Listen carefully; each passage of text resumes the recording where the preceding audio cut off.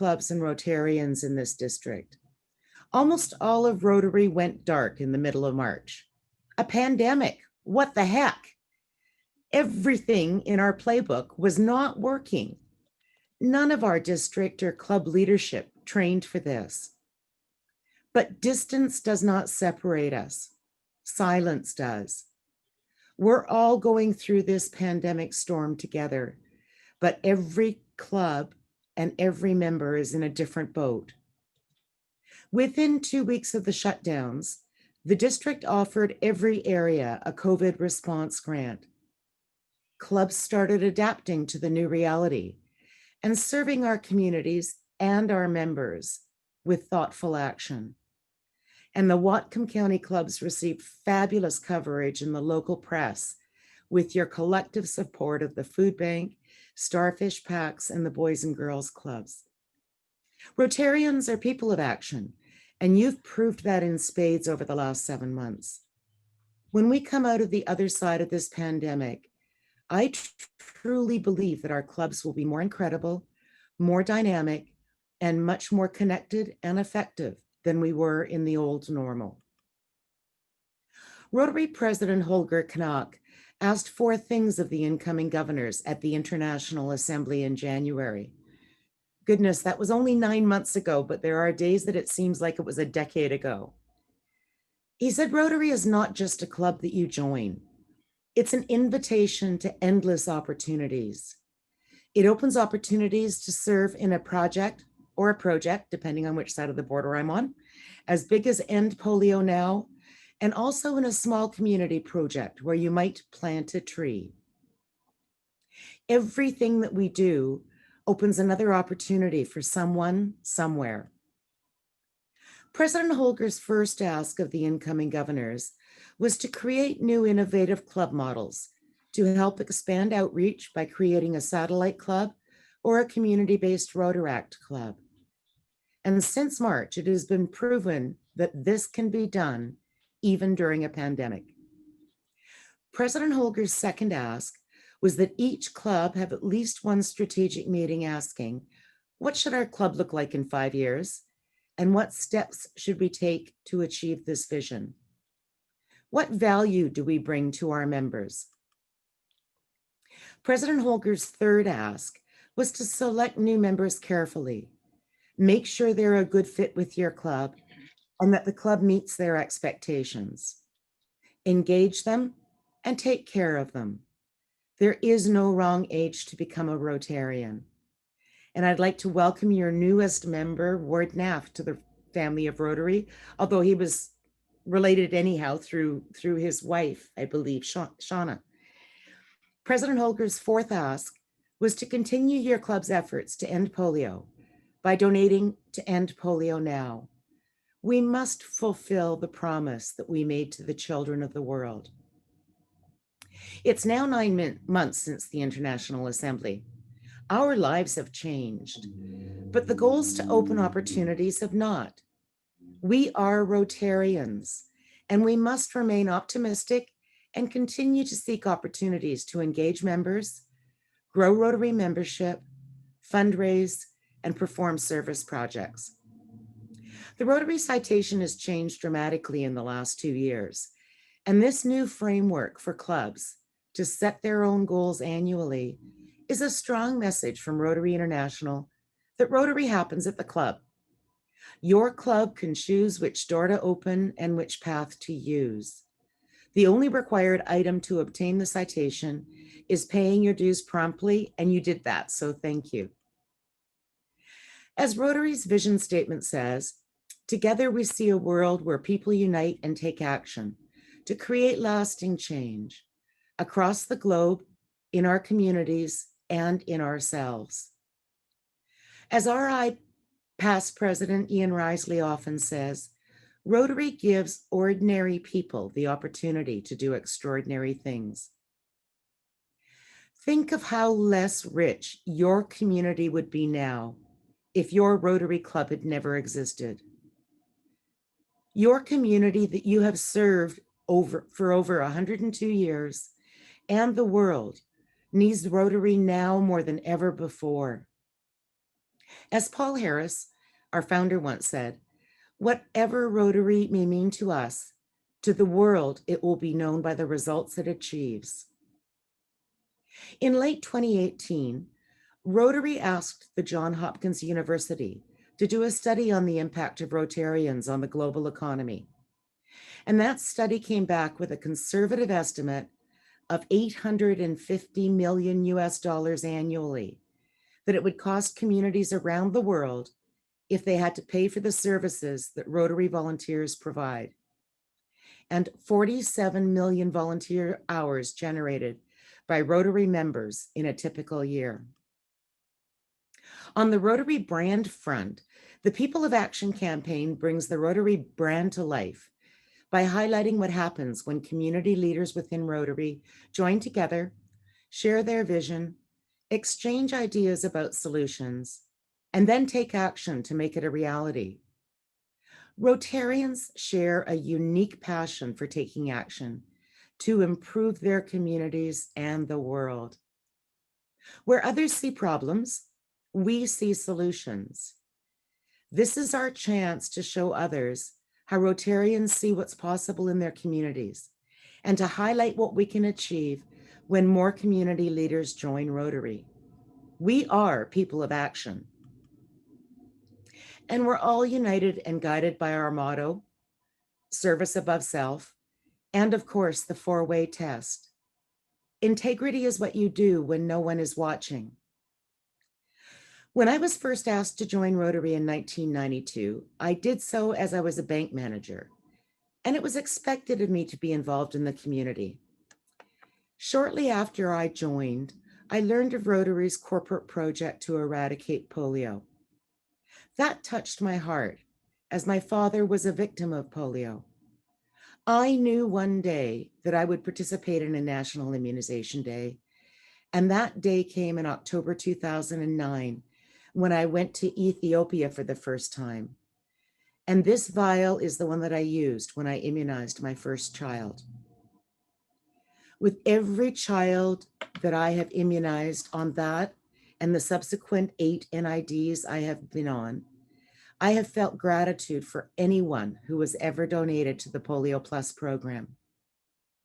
Although I don't speak Amharic, and nor do the villagers that I met as we went hut to hut spoke English, with every child I immunized, every mummy looked deep into my eyes, and my soul was filled with the thanks they were expressing from saving their child from the ravages of polio. Those children will face many challenges in their lives, but they will not be crippled nor potentially die from polio. Just over a month ago, on August the 25th, the World Health Organization announced that transmission of the wild polio virus has officially been stopped in all of Africa. This milestone is an incredible public health achievement for Rotary members, the African region, and our global polio eradication initiative partners, and a huge step forward on the road to global polio eradication. But we still have important work to do in order to eradicate wild polio in the last 2 endemic countries. Year to date, there have been 77 cases in Pakistan and 52 in Afghanistan. We faced many challenges in our journey to eradicate polio, but we've made remarkable progress. And the polio infrastructure that Rotarians help build will serve as a lasting legacy that will continue to help protect vulnerable children against other diseases for decades to come. And these same polio workers have been very active in COVID response and surveillance throughout the developing world since March. Other exciting news from RI was the announcement that Jennifer Jones will serve as RI president in 2022-23. Jennifer is a Canadian and from our very own Zone 28, and she is the first woman nominated to lead our organization. As Rotary International President nominee, Jennifer's nomination continues to demonstrate Rotary International's commitment to diversify its leadership and specifically to fulfill the RI Board of Directors pledge that was made in January of 2019 for the number of women in Rotary and in Rotary leadership positions to be 30% by June of 2023. Rotary also continues to grow and expand its commitment to diversity, equity, and inclusion, and has started a monthly webinar series on this topic. At the district, we're also developing a DEI program, and I thank past District Governor Linda Chin Coyle for leading this initiative. Paul Harris said Rotary must always be evolutionary and at times revolutionary. Another recent announcement from RI was the decision by the Rotary Foundation trustees to add a 7th area of focus with the addition of the environment. More information will come on this as the program is being developed for inclusion in global grants in July of 2021. Another initiative at the district is we are starting a district-wide blood donation friendly competition to encourage our members to regularly participate in this life-saving humanitarian act. And I know your club regularly participates in blood drives, so thank you. I was a casual blood donor early in my life. Then in 1996, as my family worked collaboratively to take care of my father at home in palliative care, and on my birthday, I took Dad for a blood transfusion. That dramatically improved his quality of life in his last 2 weeks of life, and I've been a committed blood donor ever since. I just completed my 68th blood donation. Governor-elect Bev Harrington is also a lifelong committed blood donor. And I've sent this information to President Gary, and I encourage you, your family, and your friends to participate if you're able. We've been really busy in District 50/50. Another new initiative is that we are taking the Rotary and Toastmasters Alliance to an active program. We thank Stephanie Hooper and Carl Garrison in leading this.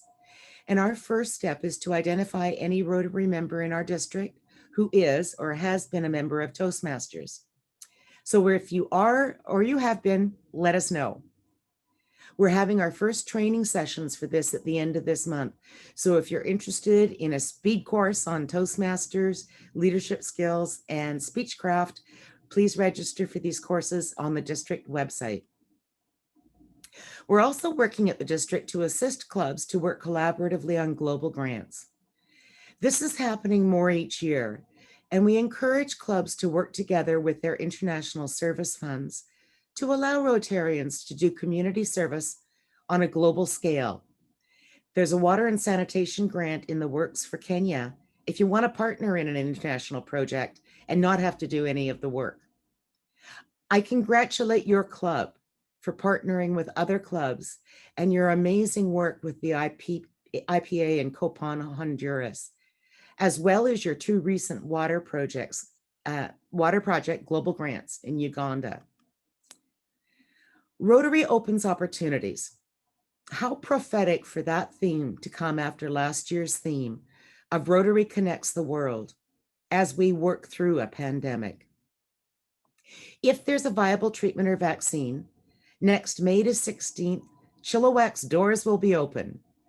And building on the RI theme, the district conference theme logo shows 6 doors. And those 6 doors represent the 4 Rotary clubs, the Rotaract, and the Interact clubs in Chilliwack. You'll be seeing that graphic shortly on upcoming promotional materials. We'll be offering homestay along with home hosted dinner on the Friday night. We've got a great lineup of speakers, borrowing in part from this year's canceled conference. We'll be celebrating the 2019-2020 club and district leadership, and we'll host a cocktail party for them to celebrate together as they weren't able to this past spring. And of course, we'll be celebrating the district and club leadership and successes from this Rotary year. We'll have lots of opportunities to showcase our beautiful city of Chilliwack, including a tour at the new Molson Coors Brewery, and yes, there'll be tasting samples, a circle farm tour, an excursion to the Blue Heron Interpretive Center, and the extensive Rotary Trail system, to name just a few. So mark your calendars, and we look forward to welcoming everyone to Chilliwack in May of 2021, hoping that we can gather together. So watch for more news on this in the district website and the Peace Arch Journal monthly newsletter. Speaking of the Peace Arch Journal, I encourage you to submit articles and pictures as you do projects throughout the year. Your amazing scholarships and students of the month, bell ringing for the Salvation Army if you're going to be doing that again this year, and of course your historic annual signature projects with Recovery House last year and recently decided the Rotary Room at the Max Higby Center. Please share these pictures and stories with other members in our district. And then there's the Rotary International Convention in Taipei of June of 2021. I was sad not to go to Honolulu this year. I love attending the Rotary International Conventions. With each one that I have attended, my awe at the internationality and amazingness of Rotary expands. I have to admit that while I may not be able to go to Taipei next June due to the pandemic, I was giddy with excitement as I registered for the Taipei convention with the thought of eventually traveling again one day. I encourage you all to consider planning for Taipei next June with the knowledge that your registration fees will be refunded if we're unable to go. And now I will end by sharing one of my Rotary moments. I was so lucky to be raised in a wonderful family. We weren't wealthy, but we were rich with values, faith, respect, love, and many other things that I treasure. I have 3 brothers. I was daddy's girl. Mom loved me deeply, but we did not have a strong mother-daughter bond or friendship. We clashed often, and when I was an adult, it was often about my involvement in Rotary. We're Catholic. She always questioned me about why I was spending so much time volunteering for Rotary and not doing that work through the church. I'm really involved in my church. Mom still wanted to do all my volunteer work through the church. As I mentioned, my father passed away in 1996 at the age of 68. Following Dad's death, I always included Mom in my travel plans, including my company conferences. In May of 2004, my Rotary Club planned a trip to deliver a container load of wheelchairs in Mexico, and Mom came with me and 19 other fellow club and family members. Like most Rotary International service projects, there are profound moments throughout that service work, and this one occurred on the very first morning. My mom, really uncharacteristically, turned to me with tears streaming down her face, and she said to me, "You are truly doing God's work on earth." Mom, who had metastatic breast cancer at the time, worked tirelessly the following days from dawn till dusk as we delivered the gift of mobility. The following year, I was president of my Rotary Club, and Mom drove out to Chilliwack from Vancouver, which is about an hour's drive each way, on many Fridays for the club meetings. That year, Mom became a multiple Paul Harris Fellow. 2 years later, Mom became a legacy donor to the Rotary Foundation, our foundation. That shared Rotary experience in Mexico allowed me to become best friends with my mother in her last 3 years. Rotary truly changes lives in ways that we might never imagine. So thank you for sharing you with Rotary. And I look forward to serving as your district governor this year. And I'll now entertain any questions if there are any, as we continue to work together to grow Rotary, increase and expand our impact, and have fun while we do so. Thank you.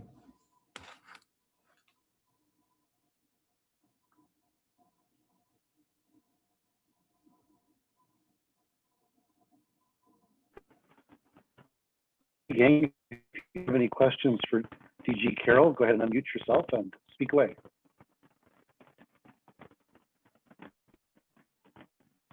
While they're thinking about it, Carol, I saw today that apparently the border is going to be closed at least through November 21st now. And the rumor that I'm hearing is that there are forces that want to keep it closed through March, with the idea being that there's anticipated large numbers of people that will cross the border to ski, either at Whistler or Kelowna areas, and to discourage that, they're intending to keep the border closed through the winter months. Have you heard any of that? And if not, it's so sad that we're so close, but yet so far away from each other. Yeah, Gary, I can't speak for our respective governments because that's a decision that's made between the US and the Canadian government. But I would assume that the border will be closed until there's a viable vaccine or treatment. That's what I anticipate hearing, what I'm hearing from our medical health officers anyhow, with respect to what they're recommending to the governments. Hey, Governor Carroll, this is John. Any other questions? Yeah, Governor Carroll, you mentioned the 7th focus that is coming on for Rotary International. Do you have any idea when that will be forthcoming and how it will be defined? No, I can't. I don't have any advanced vision of that. I do know. I've heard. I was on a zone meeting a couple of weeks ago.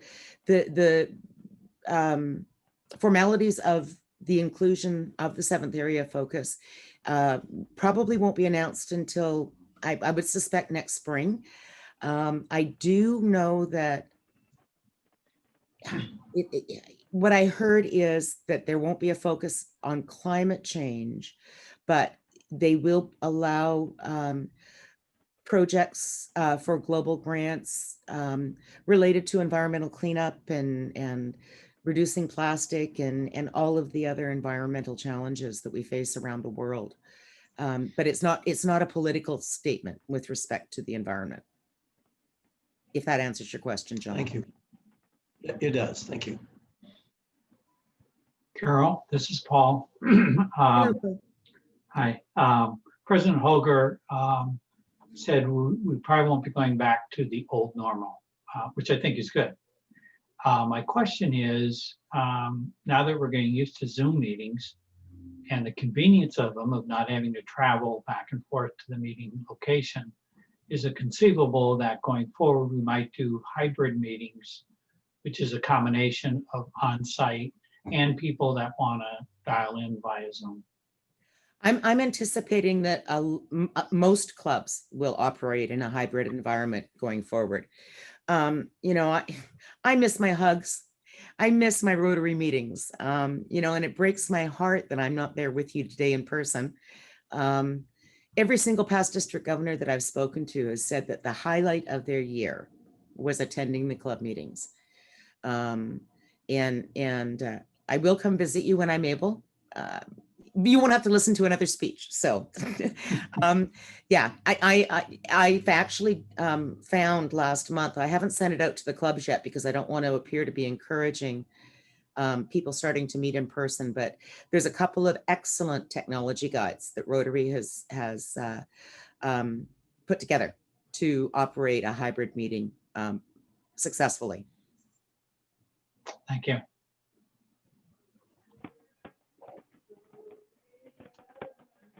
Any other questions for Carol? Yeah, I have one. Carol, Steve Van here. Something you just said in response to the 7th area focus, you said the environmental focus and grants are not going to include anything to do with climate change. And I don't understand why that restriction. I said I heard that it's possible that it would not be, it would not include that. I didn't say that I'm for sure that that's what is going to happen, but I heard one of the senior Rotary leaders suggest that, because I've heard people say that the 7th area focus is climate change. It's not. It's environmental sustainability. Right, but yeah, obviously that's one of the, climate change is one of the main issues within the environmental umbrella that needs to needs to be dealt with sooner rather than later. Yeah, I can't say for sure what the parameters are going to be with that 7th area of focus, Steve, but um, the clarification by the senior Rotary leaders is, if you hear people say that the 7th area of focus is climate change, it's not. It's environmental sustainability. Okay, thank you. Okay, that's good. Yeah, I had my hand up to ask a question, and that was exactly my question. Is I think that this idea, the environmental issues are so important, and climate change is just one of them. But we don't want to be in a position where we're pretending to not see that. So thank you, Carol. And I hope that there's a place for you to kind of be a voice for science in that whole discussion. I know you have a lot of places where you're things that you need to represent, but that would be a good one for the sake of our future. So yeah. Enjoyed your talk. Thank you. Thank you, Catherine. Any more questions for Carol?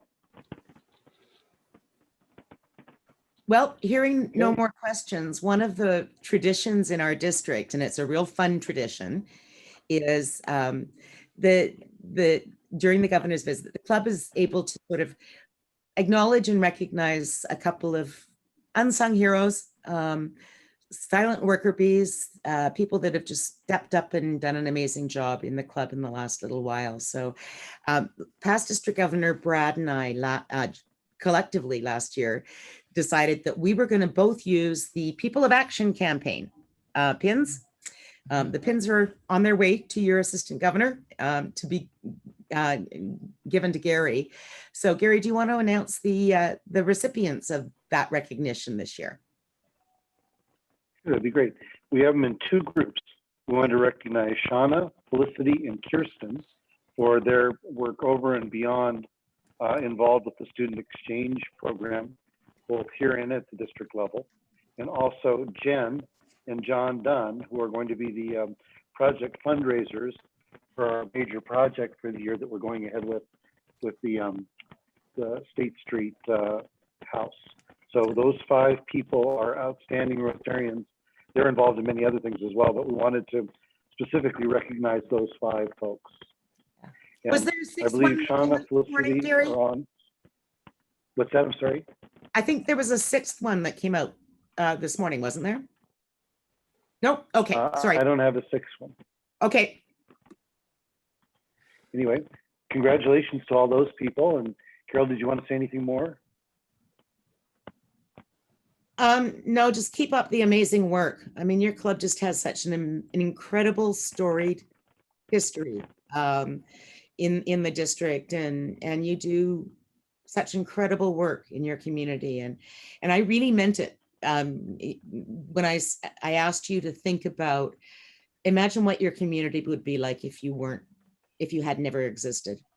You know, I watched the 100-year history of video of your anniversary video, and I came to tears a couple of times watching it. In particular, the section on the hospice house, which is a bit of a personal passion of mine. So, yeah, no, I just keep up the amazing work. That's it. Thank you. Hey, Carol. Thank you. Kathy Buckley had a question she wanted to ask. Go ahead, Kathy. Yeah, Carol, I was, let's see if I can get my picture there, video back there. I was wondering about the partnership from with the Speakers Club, the Toastmasters. Is that a specific course protocol that prospective leadership people could take? Yeah, what was initially done is that Toastmasters curated 7 amazing training courses specifically for Rotarians, and they're available on the Learning Center in my Rotary, and they're half and half leadership and speechcraft. Our local Rotarians that are Toastmaster leaders as well, the course that we're offering at the district is a sort of a crash course in Toastmasters skills training. And we're encouraging anybody that's interested in taking the course to do so. And I know that Governor-elect Bev is particularly asking the presidents-elect to take that training. Oh, it's just, my question comes from, as we're looking towards future leadership, one of the things I have gotten in response is that, well, I'm just not comfortable speaking in front of a large group. So I was thinking that might be a helpful tool for those that may not be very comfortable, to get them more comfortable and be able to slide them into a leadership role. Yeah, and that's the reason why we've, rather than the passive program with the 7 courses on the Learning Center, we're taking it to an active program. And we're going to encourage speech mentors for anybody that wants that training and doesn't have the time to attend a Toastmasters meeting every week to get that skill set. So we're going to curate that within our district, hopefully. Great, great. That's it. It's a great opportunity for all of us. Thanks. Yeah, like we need computer and Zoom skills these days as well. Who knew at the beginning of this that you'd need to be a computer technician? And sometimes stuff pops up, like today, people are having trouble unmuting themselves, and there's absolutely nothing different on my end that I can see. So who knows? I mean, we've had days when Zoom just interrupted and went blank for a minute or two and came